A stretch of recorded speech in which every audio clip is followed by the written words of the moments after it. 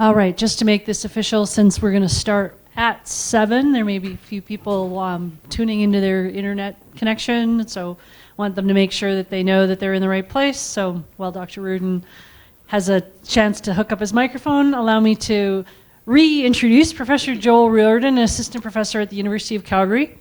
Prior to starting in Calgary, he did his master's at the University of Waterloo, doctoral degree at ETH Zurich, and a postdoctoral year at the UC Berkeley, the International Computer Science Institute. His research interests relate to security and privacy, including issues for storage and compliance, as well as systems to make it easier to use.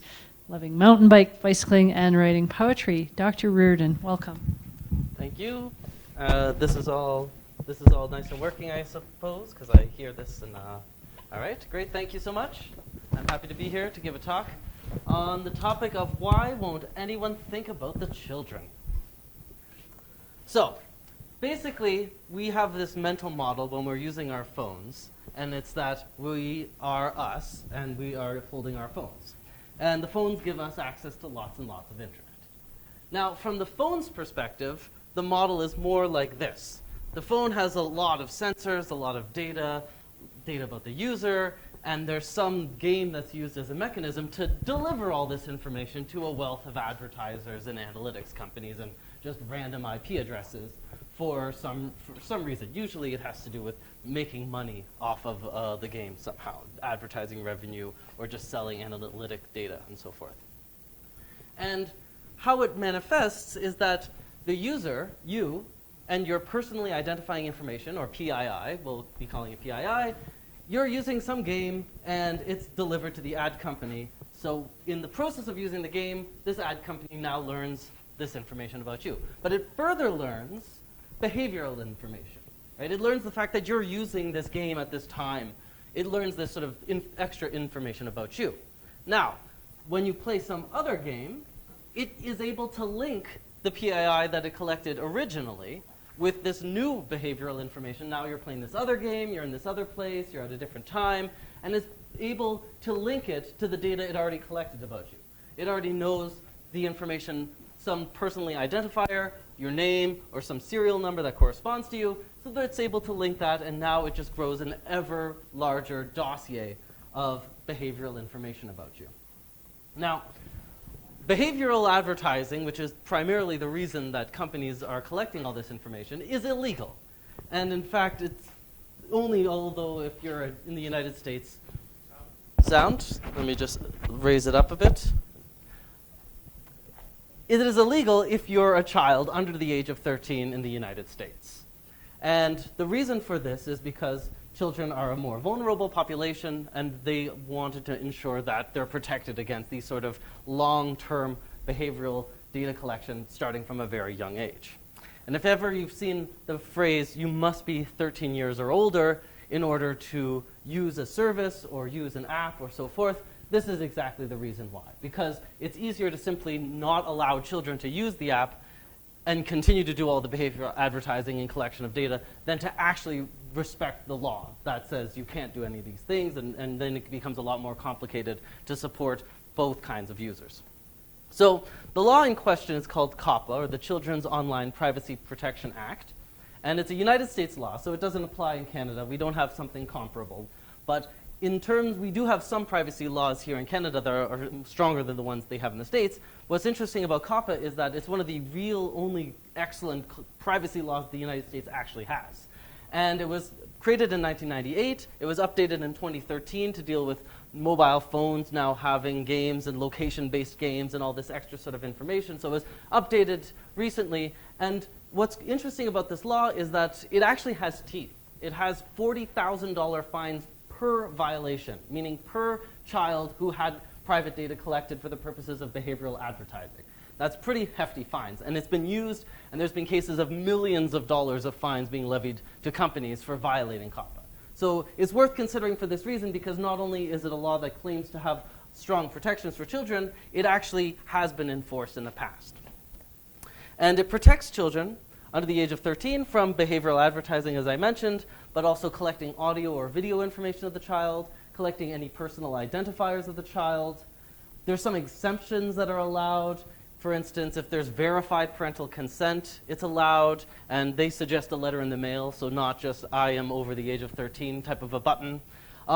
If you're collecting this data for internal operations or to improve your services, so if you have this notion of purpose, right, this is a new thing in privacy to have this contextual data collection. If you can attach a purpose to the data collection, it can be allowed under those circumstances. This is one of the main features of GDPR, is to say every piece of data collection has to have a purpose.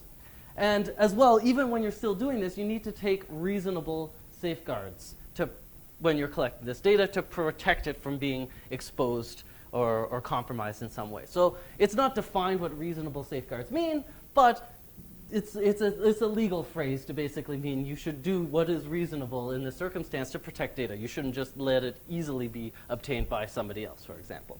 As well, your privacy policy must list all third parties that receive any information. So if you're collecting data and giving it to anybody else, they need to be listed in the privacy policy. This is the law. And it considers personal identifiers basically everything you'd expect. Names and addresses, screen names, contact names, phone numbers, social security numbers, any persistent identifier that can be used to track the user over time and across different websites and online services, photographs, video, audio, and geolocation down to, for instance, a street level accuracy or the name of the city and along with the name of the city and the town.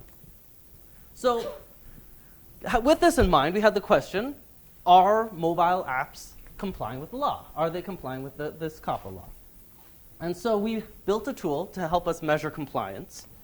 And when doing this sort of analysis, there's two main approaches you can use. You can either have a static analysis or a dynamic analysis.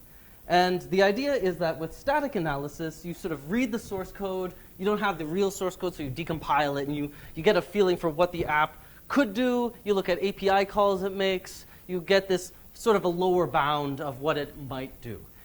With Java, for instance, it can still download instructions and call them with a reflection. So there's opportunities for it to do more than just what it has as its core component. So it is a lower bound. You can't be certain of everything it's going to do. But as well, you don't even know what it actually does when you run it. It just might have these libraries, but it doesn't actually start them up or something like that. So it's not a very precise tool to actually say this app does that. While dynamic analysis is we just run the app on the phone and we measure what it does. We look exactly what it does. Again, we have a lower bound. If we had run it for 10 minutes, it might have done something else in the 11th minute. We don't know. But what we do see is certain behavior. It's actual behavior that we observed when using this app. So another way of looking at it is that this is kind of what static analysis looks like.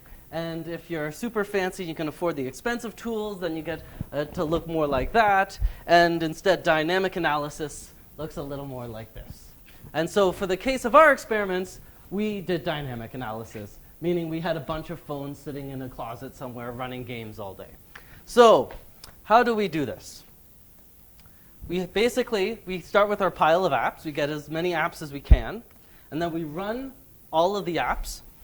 And this produces a pile of reports. So we take the apps, we run it in an environment where we measure everything it's doing, and this generates a report, and then we can go and give talks about it and publish papers and expose companies for wrongdoing. So collecting the apps was easy, because Google has this Design for Families program where when you can add your app to the store, you can say, yes, my app is targeting children. My app is designed for children. And at this moment, the developer is making positive consent, which is an important thing in legal terms. It means they're aware and saying, yes, this is an app designed for children. I'm aware that COPPA applies to me, and my app is in compliance with COPPA. This is an affirmation that's made by virtue of a developer making a positive step towards admitting themselves into this Design for Families program. And so we were able to go and collect a whole lot of apps from this Design for Families program, which we can therefore say are apps that are designed for children, and therefore COPPA applies. In the end, we collected about 6,000 apps from this DFF program, from about 2,000 different developers, corresponding to a total of 4.5 billion installations, and this is a lower bound. Normally what happens is it'll say between 10 and 50 million installations, so we would take 10 as the number, not 50, and we would add up the lower bounds of all these installations. We ended up with 4.5. we had 130 with princess in the title, 132 with prince, but of course prince is a subword of princess, so it's only actually 2 that had prince in the title.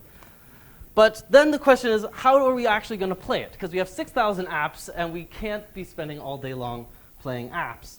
So who can help us? The answer is undergrads. So one thing I really like about this picture is there's an IBM ThinkPad here, which is just so charming. So yeah, we hired a bunch of undergrads to play these games. And it was slow and tedious work, because even if they're able to get through 5 an hour, that's still a lot of time that they're going to be spending playing these games. So what we then did is we recruited an automated exerciser monkey. And the exerciser monkey would just, it's basically a UI fuzzer. It's automating swipes and clicks and button presses and all this stuff. And it has no context, it has no purpose, it has no idea what it's doing. It doesn't realize there's buttons here or there. It's just randomly fuzzing the UI. And in fact, we had to plug in an audio cord into the headphone jack so it would stop turning up the volume and playing music while we were trying to work. And as well, it would frequently go into the settings and turn off Wi-Fi, and so we had to remove all those settings as well. But once we finally got it set up, the monkey was great. It would just burn through the apps silently in the background, and we would just get our pile of reports. And when we compared the two, we found that the monkey was about as good as the undergrads when it came when it came to actually invoking the behaviors that we're interested in. Because normally these ads and analytics companies, they're collecting the information as soon as the app is running. They're not waiting around for events to occur before they're issuing their requests. Now, it's a lower bound. There might have been more that we didn't discover, but what we found was still a lot. So we were quite happy to go with the monkey. So now our infrastructure is this. We have an instrumented version of Android where we were logging access to permission-sensitive resources. We attributed it to the particular app that was doing the accessing. And we also turned on the opt me out of targeted advertising, the do not track bit. So we said, please do not do behavioral advertising on me. This is a flag you can set in the phone. And it's whether or not it's respected, we don't know, but we set it anyways. So it should be assumed to be true because these were children's apps. But in addition, we also set it, which should be then making it true for all apps. Meanwhile, we used a tool called Lumen, which is basically a man-in-the-middle proxy. So it's just sitting between the app and the internet and recording all of the internet traffic that's going through. And if they're using TLS, it's man-in-the-middling in that by presenting a fake certificate and decrypting the traffic, logging it for us, re-encrypting it, and sending it out over the internet. Another useful thing about this is it was able to attribute the flow of information to the particular app that created it, so we weren't able to, or we were not conflating it with system things like the Android backup system that was also sending packets out while we were doing our experiments. So, as a few examples, so the first one here, we have this game PororoCon, and this is what you would see on Google Play. What we would see looked more like this, right? So we have just a packet that we saw being sent out, and you can see there PororoCon, so the app's name is being attributed. It's sending our email address that was attached to the device. It was sending our phone number that was attached to the device. It's sending it unencrypted over port 80, so it's not using TLS, it's not using HTTPS, it's just sending the email address and the telephone number of the phone, plain text over the internet. And I don't know, I'm not a lawyer, but does using HTTP constitute taking reasonable precaution when safeguarding data, right? Because TLS is not hard to use, it's open source, you don't need to do a lot of work, you don't need to pay anything, you can get certs for free from Let's Encrypt. There's no major obstacles behind stopping you from using TLS.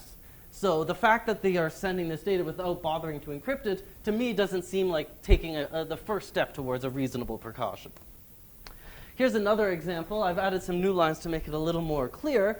So in this game, it's a Mattel game, Mattel Ghouls. It's no longer available. They're sending the IMEI of the phone. We're going to talk a bit more about the IMEI later, but this is bad. They should not be sending the IMEI of the phone. They're also sending the Android ID, which is another persistent identifier. It's like a serial number. It can only be reset with a factory reset, which is not something people do. The IMEI cannot be reset at all. And you can also see that it appears here, too. And so this made us puzzled, like what is going on with this giant block of data here, right? And in particular, on the top, under the IMEI, we see these numbers coming in pairs. And so we looked into it a bit, and what we realized was that we have the IMEI and the Android ID, and then it was sending the MD5 hash of the IMEI twice, and then the SHA-1 hash of the IMEI twice, and the SHA-256 hash of the IMEI twice. Now, I don't know why they couldn't just compute these functions on their end. It's not that hard. These are standard functions. It's just computing a function on a number and returning the result. It could be done on the phone. It could be done on the server. They're not gaining anything by sending it. I have no idea. And why are they sending it twice? This makes no sense, right? And so we continued looking, and we found that as well, the Android ID was the same thing, MD5, SHA-1, SHA-256.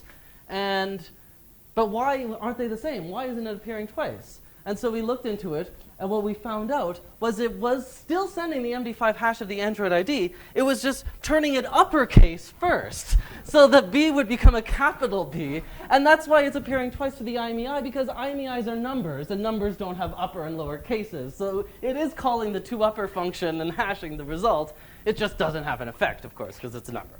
So this is the sort of stuff that we were dealing with. And we had to write a whole lot of tools to help us analyze this. So basically, we would look for things that look like they could be identifiers, interesting patterns. We would then try to figure out, if we weren't already detecting it, what it was, and then add that analysis to our toolkit. So we would transmute the PII into a variety of different forms, and as well, we'd apply a whole lot of decodings to packets themselves to get as much information as we could, and then we basically did a big string search on the results. And so the particular persistent identifiers we were looking for, the advertising ID, this is an ID that's meant to be used for advertising, courtesy of Google. There's the Android ID, which is not supposed to be used. It's more of a serial number. There's a Google Services Framework ID, which is binding the account on the phone to a Google account. There's a hardware ID, so this is an actual serial number of the hardware of the phone. There's the IMEI, which is the mobile equipment identity. It's how you connect to the cell phone networks. The SIM card, it has an ID, and the phone as well has a MAC address. Additionally, we look for the email account attached to the device, the phone number, the latitude and longitude, build information, so the operating system if it was doing sort of fingerprinting, as well as the router's MAC address, the router it was connected to, or other wireless hotspots it sees nearby, along with their SSIDs. So this is what we were looking for in all of the packets. So I'll start with some observations from this. So the first one is that a lot of violations are coming from third-party libraries. So there's a whole lot of these third-party libraries that are bundled with apps, and the purpose is to do ads and analytics. And what we saw was that a lot of them have explicit terms in their terms of service that say you cannot include us in any game targeted for children under the age of 13, targeted to under 13 years of age. You have reason to know maybe under the age of 13. Right? The idea of these libraries is that they simply don't have a COPPA safe mode. They're not designed to be COPPA compliant. They are designed to do behavioral advertising. And by including it in a game, that's what you're going to get. And a lot of the violations came simply from these libraries being included in games and doing exactly what they said they would do. Right? So you can see here we have the count of the apps. Remember, we had about 6,000 apps in total. So you can see that it corresponds to quite a significant number of apps and installations were simply violations coming from an app that, or an SDK that just should not have been included in the first place. And as well, an interesting thing is that here you can see we've sorted this table by total installs, but while we were working on this paper, this table wasn't actually sorted, and Supersonic was at the top. Now, Supersonic has the highest app count, but it wasn't sorted by app count. It was just somehow sorted. Now, we don't know exactly how, but IronSource, which owns Supersonic, was able to get an advanced copy of our paper and sent us a letter from their lawyers because they didn't like how we characterized them, and failure to do so jeopardizes the goodwill and reputation of IronSource and may result in substantial financial damages to IronSource and its shareholders. They were upset because we quoted their privacy policy, which they changed after we published the paper. So I don't know how they expected us to comply to that, but it does make us think, we better double check all our results to make sure all of our results are accurate. So we looked a little further into what IronSource was doing, and we found that they were encrypting data that we weren't detecting, so we added this to our repertoire of things we looked for.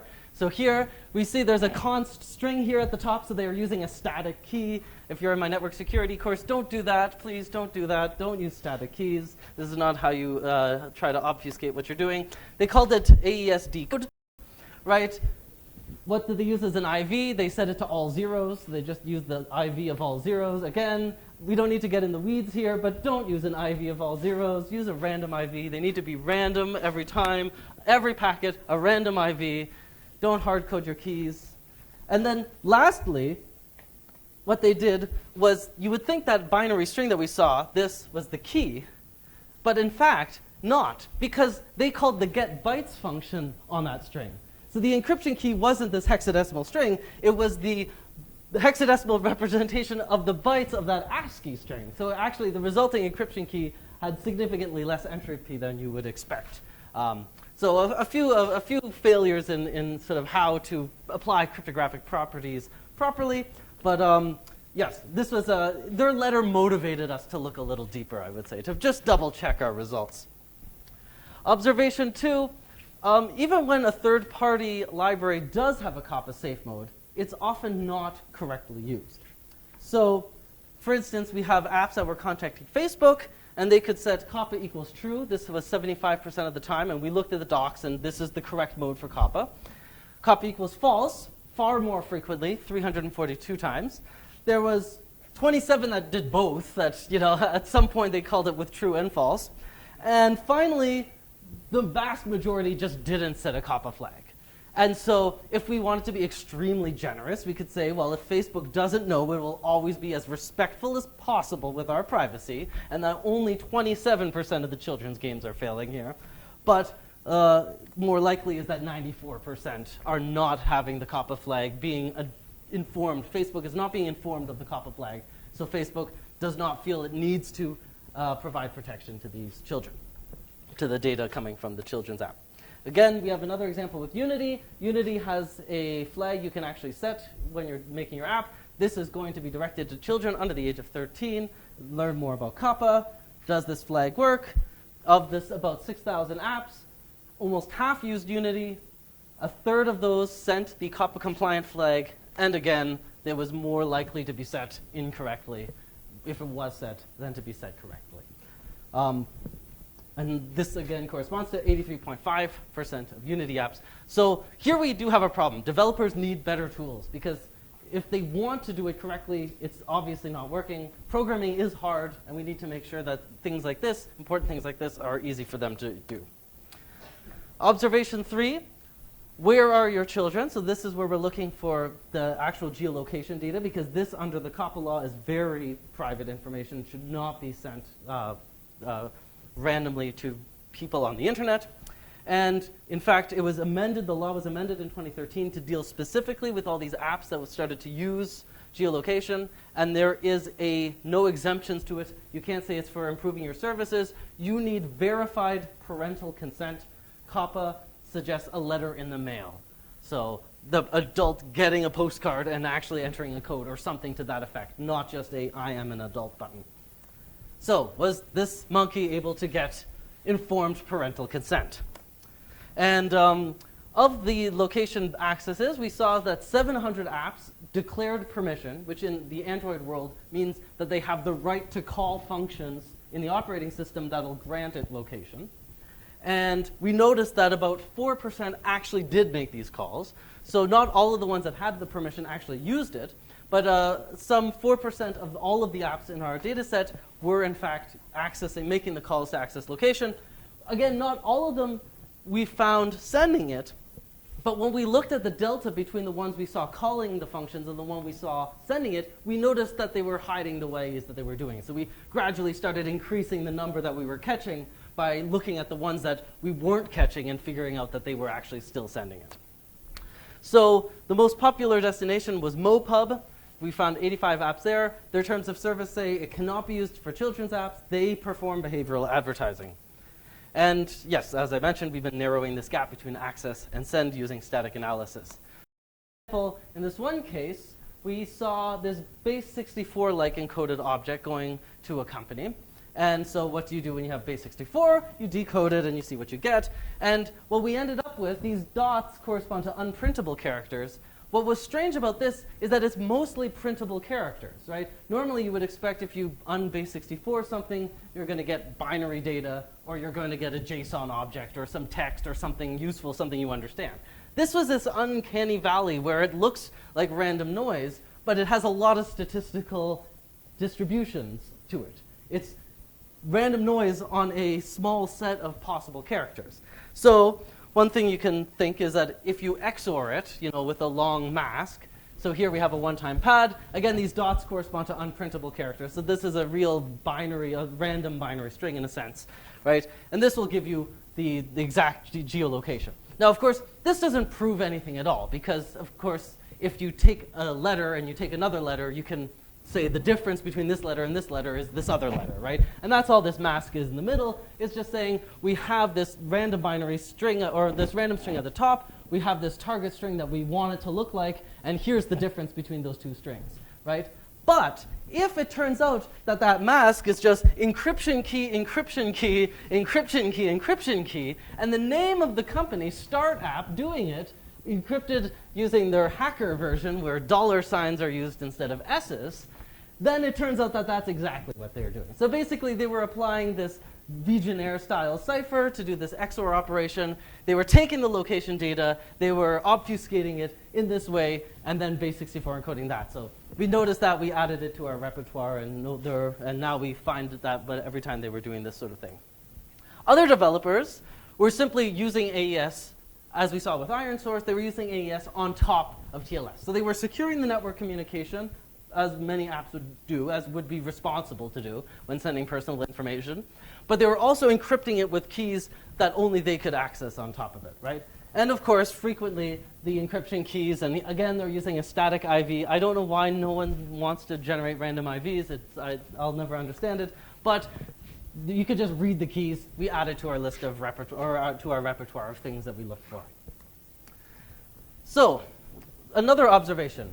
A lot of apps were sending the MAC address of the devices. So the question is, what's so interesting about MAC addresses? There's no game where you're trying to collect a bunch of MAC addresses or something like that, right? MAC addresses are these serial numbers attached to routers, attached to all network appliances. It's just it looks exactly like the one above. It uniquely identifies the hardware. That's basically it. So it kind of acts as a persistent identifier in a sense. You can't change your MAC address.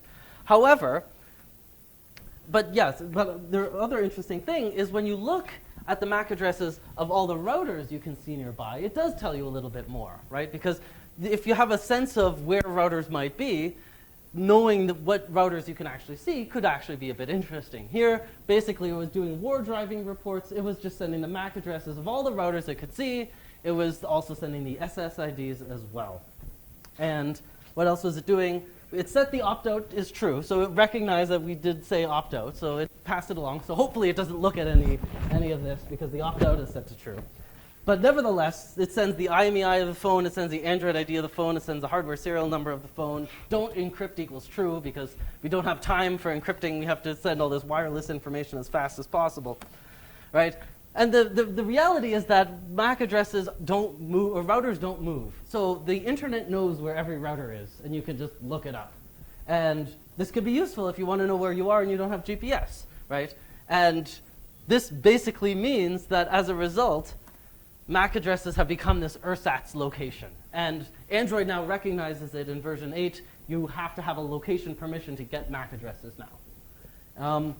There's basically no valid reason to be collecting and sharing MAC addresses with advertisers unless you're using it as a surrogate for location. So which apps were actually sending these MAC addresses? Well, we found about 100 apps were sending them out. 61 to the nicely named greedygame.com. 60 to Start App using encryption key, encryption key, encryption key to hide their tracks. And 30 to coachava.com. And then a few smaller ones as well in a long tail. As a few examples, we have Musician's Guitar Tuner Free, 10 to 50 million installations, sending the router MAC address to coachava.com. Where's My Water? Disney's Where's My Water? Disney, you would think that they would be a little more mindful about this. 100 to 500 million installations. Presumably approved by Disney to be released, sending router SSIDs to COPPA. Now, the SSID is, of course, not as bad as the router, because an SSID is just the name you give a router. But in many cases, it's going to be Bell 49213, and it basically acts as a persistent identifier. Many people have whimsical SSIDs, and as long as it's more or less unique within an area, within the IP geolocation region, look at your IP, you're somewhere in Calgary, here's the SSIDs, it's probably going to act to the same effect as having the MAC address itself. As well, so here is just the example of the actual packet. So COPPA.com, Disney's Where's My Water Light, sending the SSID of ICSI, where we had done our experiments. As well, the interesting thing here is that we had, it noticed the device limit tracking set was true. So we said, do not track on the phone. It says true. So it recognizes that. It's telling the person, don't look at any of the personal information here, because the don't be evil bit is set. But there's another option it had, which was to limit the tracking in the app level. So the app developer could also say, oh, don't do behavioral advertising, don't do tracking. Even if the phone was not correctly set up to say, oh, please opt me out, the app themselves could opt themselves out. Because, for instance, they know they're a children's app being targeted for children, and they are not allowed to be doing this. But it's strange that they weren't doing this action as well, that they were not opting to say, please, we're limiting it at the app level. The Turner channels, Surely You Quest, 1 to 5 million installs created by Time Warner through the transitive property of corporate ownership. And it's sending the MAC address of Wi-Fi routers to COPPA as well. So the next observation is about safe harbor apps. So the question is, are safe harbor apps safer? And what are safe harbor apps?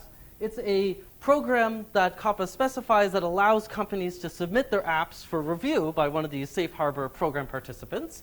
And ESRB is one, KidSafe, Trusty, there's a few others. And these somehow get insulation from FTC enforcement. They get a stamp of approval saying it's KidSafe or it's ESRB approved, something to that effect. And the question that we have is, does industry self-regulation work?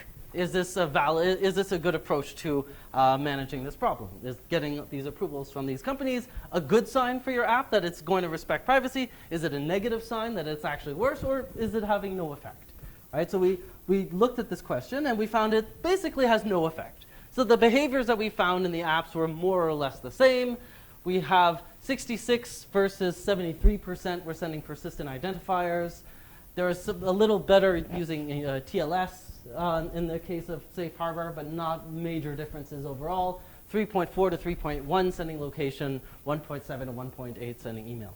One interesting difference, though, one notable difference is that 33% of the Safe Harbor participants, the ones that were industry certified as being respectful for privacy, were sending persistent identifiers to forbidden services, those SDKs that you're just not allowed to talk to because they have in their terms of service language that says they cannot be used in children's games.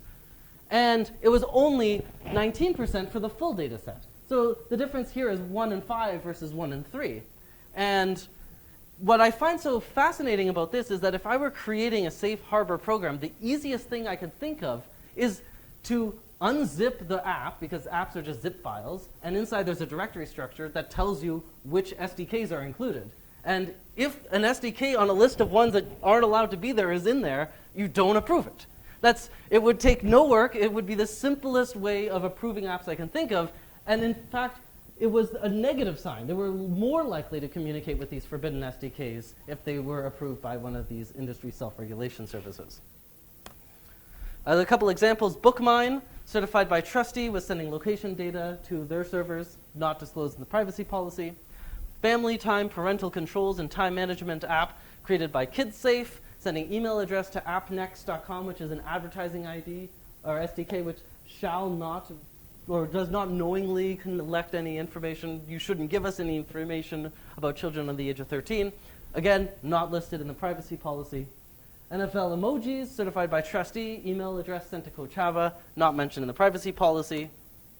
RailRush was certified by CARU, the Children's Advertising Review Unit, states in the privacy policy that it does not disclose personal data of users under 13 years of age to any third party. So it's a positive statement in the privacy policy. It's not an omission. They're saying we don't do that, which is great news for the 50 to 100 million users, except for the fact that we found it sending location to AirServe, Mopub, and as.mopub, and the last one was unencrypted. We saw it sending email address to api.fuelpower.com that does not knowingly collect personal data from children. We saw the Android ID being sent to Flurry and to FuelPowered as well, and advertising ID sent to a whole slew of other domains. And so we also got a letter, and in this case, this I loved. It said confidential in the subject, as though you could enter into a legal agreement by sending an email without asking for it. I just receive an email, and now I'm not allowed to put it on the screen in a presentation. I don't think so, Donna. And so she wrote that that we mischaracterized and that RailRush is not certified, and how dare we not talk to them first? Except we actually did. We talked to them first, and that's how we understood that the RailRush was certified, because we were trying to get lists of apps that were under these programs. That was not as easy to do in an automated way, and the information that we got from them is that they certify companies, not apps. And all of the games made by that company had the same privacy policy. And you can see on their website that Miniclip, the company that made it, is asterisk, a safe harbor program participant. So the assumption that we drew was that they are a safe harbor program participant, which means they've validated every app that they make, and this is why we drew the conclusions that we did. Observation 6, one identifier to rule them all. So recently, Google has amended their policy to say that all new apps and updates must use the advertising ID for the purposes of advertising, and no other persistent identifier. So you can't use the IMEI or the serial number or all these other identifiers. There's an advertising ID. That's what should be used for advertising. And it makes sense because you can actually reset the advertising ID. And you can go, there's about 2 or 3 or 4 layers of settings menus, and you can find this. And you can reset your advertising ID. This is also where we opt out of ads personalization. This is the do not track bit. This is the second item there. And here you can see what the advertising ID looks like. And so this is a great idea because then you can reset your profile, and you have a whole new identity when it comes to these advertisers, right? You've disappeared as a result. The goal was to replace all these other identifiers being used as replacements for an advertising ID with this one thing that's designed for that purpose. So here as an example, we have a packet from Chartboost, and it's coming from the Disney Gossip Girl story games, and it has set limit ad tracking to true. So this is the do not track bit. And what we assume is that if that's set to true, they're never going to unbase64 this delicious-looking packet here. It'll just stay hidden, right? And if it was set to false, then they're allowed to peek inside and see the advertising ID here, and next to it, the Android ID, right? And this defeats the whole purpose. If you're sending these 2 identifiers, now they've become linked. And now if you're no longer having one, you can figure it out by having the other, right? Now, Disney or Chartboost knows that this is the advertising ID and this is the Android ID. And if ever you see one, you can figure out the other. You can collect all this information. You can sell it to other people who may not have it, right? This is why it's important that if you're going to only use the advertising, you don't send additional other identifiers as well.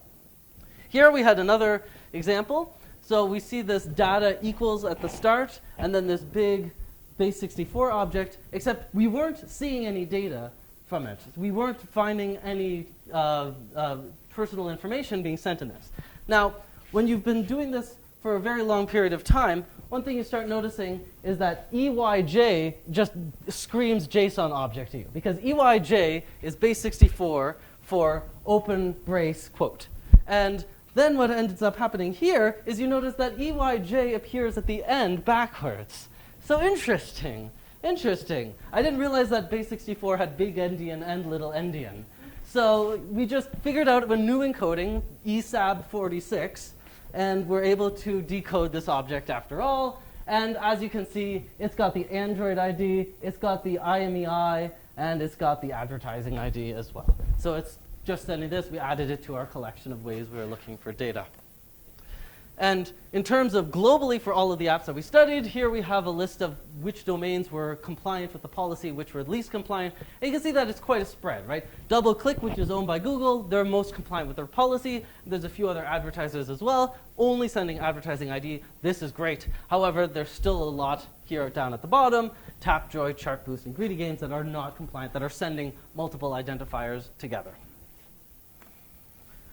So the conclusion to draw from this is that the standard is not being followed, and opt-out is just a suggestion. Even when you opt out, you're still able to get these identifiers, right? And when you send them together, of course, they become linked. Observation 7, why are you even sending IMEIs, right? The IMEI, this is the International Mobile Equipment Identity. It's a mobile phone serial number. It's used when connecting to cellular networks. It's used to blacklist phones when they're stolen.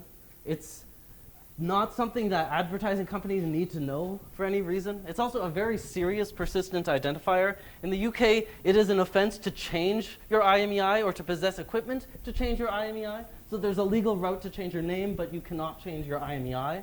This makes it a very potent persistent identifier as a result. And it's also trivial for apps to get. We saw that 10% of apps were sending it. 10% of children's games were sending the IMEI to various domains on the internet. One developer, Tiny Lab Productions, sent the IMEI in almost 30,000 packets in 80 out of 83 of their games. And it was unencrypted 99% of the time with a lower bound of 55 million installations. Again, this is the 10 to 50, we choose 10, and so forth, summing them all up. Another developer, there was a family of developers that all sort of had the same iconography and same address. And they were sending the IMEI in about 122 as well. It was sending it unencrypted. But they were sending it as a hash. So they were sending the hash of the IMEI, not the IMEI itself. Now, from the point of view of a persistent identifier, the hash, which is just this thing you can't go back from. So you have this hash and you can't figure out what the original message was, right? The hash is still a persistent identifier. If your phone's IMEI is not changing, the hash of your phone's IMEI isn't changing either. But in this particular case, the IMEI is also reversible. The reason is the possible range of IMEIs is just that small, that you just can do a brute force attack on it, right? An IMEI is 15 numbers. The first two are either 00 or 35. The next 6 are basically all the same for the same phone. That if it was made around the same time and it's the same model, it's going to have the next same matching. So basically all of ours were matching. And the next 6 are actually random. So it's basically 6 random numbers. The last one's a checksum. So it took me about 13 seconds on a ThinkPad X200 to hash all of the IMEIs in a production run. File's 50 megs, that's not very big, right? We can conclude from this, IMEIs are in fact reversible. And as well, these companies don't need it. 4 out of 16 of Mattel's games do not need the IMEI of the phone, right? So our last observation is, are open source apps any better? Is free and open source software actually much better than what we've seen with these ostensibly free apps? And so there's a curated set of apps for Android that are all open source, and F-Droid is what curates it. And we downloaded all of the F-Droid apps, just like we did the Design for Families apps, and we ran them side by side. So here's our results. So we had about 1,200 F-Droid apps and 5,800 Design for Families apps. First, here are the ones that even use the internet. So almost all of the children's games use the internet. Almost none of the open source apps even bothered with the internet. And most of the use of the internet is just to communicate with ads and analytics companies. Of those, 30 of the F-Droid apps sent personally identifying information versus the majority of the children's apps were sending personal information. And of the advertising ID in particular, 0 of the open source apps are sending the advertising ID versus, again, the majority of children's games. Now, of this 30, it's important to keep in mind that these F-Droid apps aren't children's games. They're apps that have purpose to do things. Like, for instance, the ones that are sending location have icons like this. They're apps that there's a reasonable case why they're sending location. In fact, we found one app was sending Wi-Fi MAC addresses. We're like, okay, this is suspicious. Why are you sending Wi-Fi MAC addresses? And it was because it was the Build the Wi-Fi MAC Address Map app that was actually sending it. And so, okay, there's a reasonable case, right? Because sometimes you want to know your location, you don't have GPS. When you're in control, when you're the one making this decision to access this information, instead of it being used by advertisers to figure out your location when you've said, no, I don't want you to get my location. So, in conclusion, where do we go from here? Well, I feel we're missing transparency, right? Transparency is the new privacy. All of these practices were just happening, and then we sort of opened the drawer and looked and saw it all. And to that end, we've created a website called AppCensus. You can find it at appcensus.mobi. And here, it says here 80,000 apps, and we've basically done not just children's games, but all apps that we could get. We've done this analysis. We've put our reports so you can look up your favorite app, like Pregnant Princess Baby Birth, and you see the actual transmission of data that was being sent and who is talking to and what resources are being accessed. Another way of getting transparency is because, of course, children are a vulnerable population. This sort of work gets a little bit of media attention, so this was covered in the Washington Post and the New York Times, and I, as well, was interviewed on Spark talking about this research as well. And we complained to Google about some of the practices we saw, in particular Tiny Lab Productions, which was in sending a lot of data, communicating with every advertiser it could find. And what ended up happening was that Google's manager at Google said, well, we looked at it, and these games don't really look like they're designed for children particularly. They are designed for families, you know, moms, dads, adolescents, teenagers. Case closed, right? There's no privacy violations happening here, right? And I don't know where we got the idea that these were children's games, right? Here's the website, Racing Games for Kids. Children love it. These levels are designed specifically for children. I don't know how we came up with the idea that these were targeting children, but thankfully, the Attorney General of the state of New Mexico agreed with our interpretation of it and has just actually launched a lawsuit against them a couple of weeks ago. And that's what the New York Times piece was about. So we'll see what happens in this case. And the Attorney General in particular was saying about this that he's trying to get lawmakers at the federal level to wake up, to do something about this, because nothing was actually being done. There was a couple cases of enforcement happening, but it was such an obvious problem. And so he's doing it at a lower level in government. As well, I think developers need better tools for warning about misusing APIs, about not using TLS. In static analysis, we saw where developers looked like they were doing things properly. They were calling the function saying set COPPA mode is true, but it wasn't being respected because the library was being used in a different mode and that flag didn't apply in that mode. That should have been an assertion. That call should have failed. It shouldn't have been a silent fail where it just then did behavioral advertising and communicated with advertisers, right? The developers of these apps are probably liable for the code that they include in them. And so they need to have better tools to warn them when they're misusing it in some ways. And to that end, maybe somehow having linting or annotation support when working with PII, being able to annotate variables like this has PII, make sure that it's taking care of things like this, that it's not sent over unsecure channels and so forth. I think that Android could be a better actor in this ecosystem because there's a reason why you can get the advertising ID when you say opt out. I don't know what that reason is. Apple doesn't allow you to access it, so if you opt out on the Apple platform, you don't get the information. And I don't see why you would need to be able or should be allowed to send advertising IDs if you say opt out and just send the advertising ID and the opt out is true. And something, of course, we can all do is use, support, and contribute to open source free software because it's actually quite an achievement that so much of Android is built on open source software. The kernel and the whole platform, and then there's this thin veneer of advertising spyware that sits on top of it all. And that's a pity. So, again, our website, appcensus.mobi, and I want to thank my collaborators in this work, Amit, Serge, Abbas, Erwin, and Darceo. And I left one out. I apologize. Pramal Vijayasekara as well should be on this list. All right. Thank you.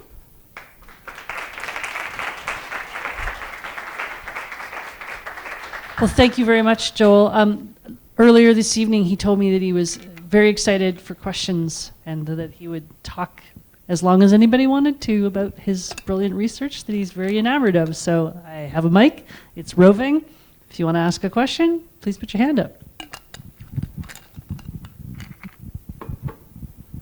Great.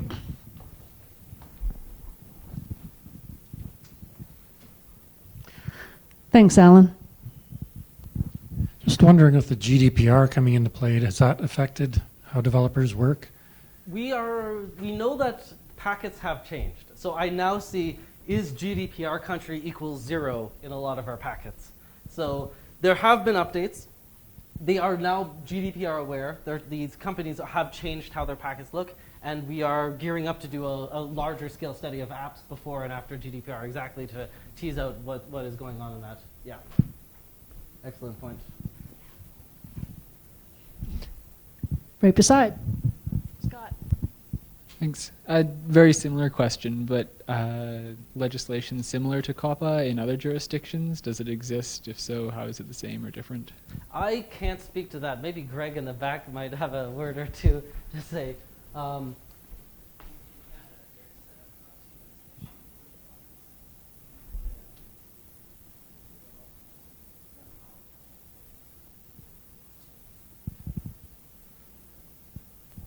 So if I heard that correctly, it was that there is different privacy legislation in each province in Canada.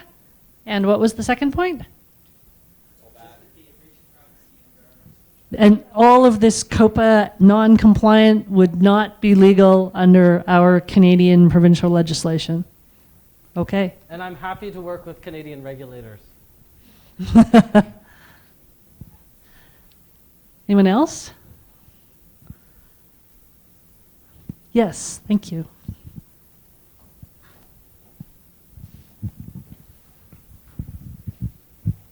I just was curious about if you looked at any iOS apps as well, or if you didn't, why not? Yeah.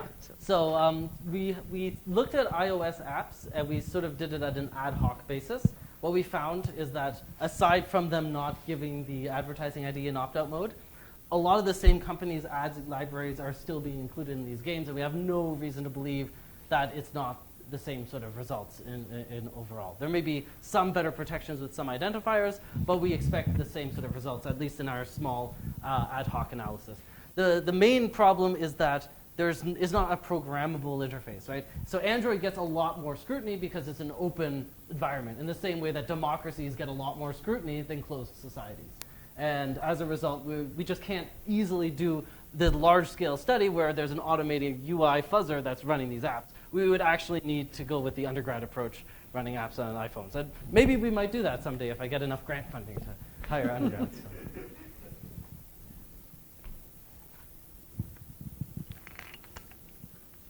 Do we have any other comments? Yeah, Scott again, thanks.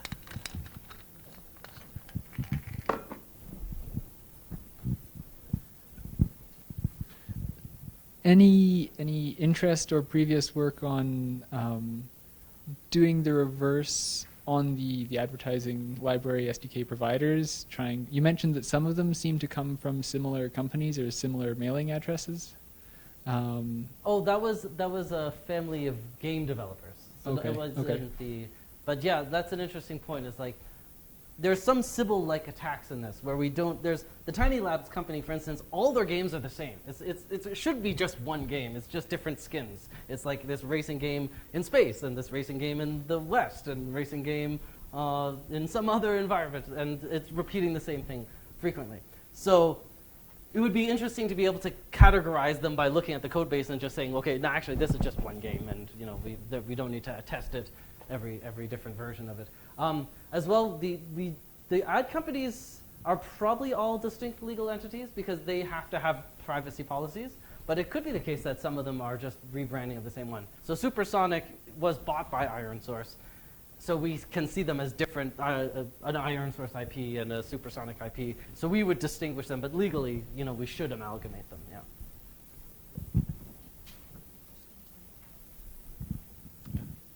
Who do you think is more responsible in case the developer who's importing the library or the company if such so violation? my understanding as a non-lawyer is that the developer is responsible, liable for what they include.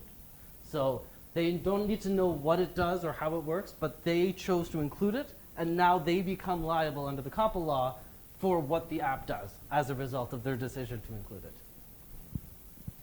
And these ad companies who just say, don't include us under the age of 13, that's in their terms of service. Their hands are clean, right? That's a violation of their terms of service that they were included in the first place. It's not their fault. They specifically said, don't do this, and they therefore would have no responsibility. Now, one thing I want to do is develop tools to help automate processes of complaints, because under the GDPR, you have access to some complaints. And here as well, you can complain to them and say, you collected information about a child under the age of 13. You need to make sure it's all deleted, right? And if you did this in an automated way, it might become really tedious for them to collect information. Maybe they'd stop doing so much of it. I'm going to ask a question myself. So given that those regulatory boards like Safe Harbor certification don't seem to make a big difference one way or the other, and most parents are not technically savvy enough to be decrypting packets and figuring things out, what advice do you have for parents on what to look for or how to protect their children's identity, especially given the fact that saying I want to opt out of advertising is not enough? Yeah, no, that's an excellent question, because in the end, we can't expect the end users to be doing this. And this is where I feel this work is stepping in to actually give transparency and show that these practices are being done. And hopefully, with the results of things like enforcement actions, the companies just stop doing this because they realize that actually this is a serious violation of law. We can't be doing this. Is there a whitelist somewhere that you're maintaining? Well, actually, no. I guess the whitelist would be any open source app would be basically on the whitelist. So if the F-Droid, I don't know if there's children games that are available on F-Droid, and if anyone feels bored and feels like writing a children's game and making it open source, that would also be pretty awesome. So as well, there is the appcensus.mobi where you can take a look and actually see the reports that we've generated. Great. I don't see anybody else waving their hand to say that they would like to take the opportunity to ask a question. So some people are shy. So if you're not feeling the I want to be on camera and recorded, please talk to Dr. Reardon. I'm sure he'd love to answer some more questions afterwards. But before I let him go, I do have a small token of our appreciation for his time this evening. And so this is for you. Oh, thank you. Thank you.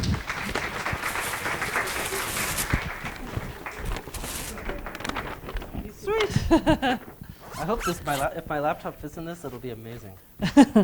Well, it's just a little something to say thank you for your time putting together this presentation and delivering it. And I hope everyone here found value in his presentation this evening. We are planning our next computer science alumni event to take place after Christmas, and we're still working out the details, but we hope to have a panel discussion and get some experts in here to tell us about virtual reality and augmented reality, and maybe have 3 or 4 different, some from academia and some from industry perspectives on that. So if anybody knows an expert in that area that they'd like to recommend us get in touch with to include in our panel, we'd love to know who those people are. One more question.